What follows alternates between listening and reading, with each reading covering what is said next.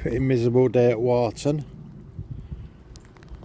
Don't know if anything's coming through, but it's supposed to be picking up later. It's been raining all morning. I'm hoping if it does pick up, we'll get some aircraft coming through.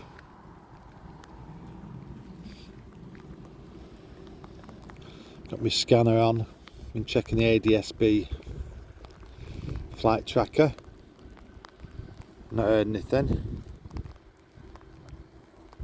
You see the end of the runway, no problem, so they shouldn't have any problems landing. They actually take off from, they land from this end and they take off from this end, and they obviously go down there, that end. This is I'm actually in Freckleton, well, right on the edge of Freckleton, on Stony Lane, and I'm the only person here, so I think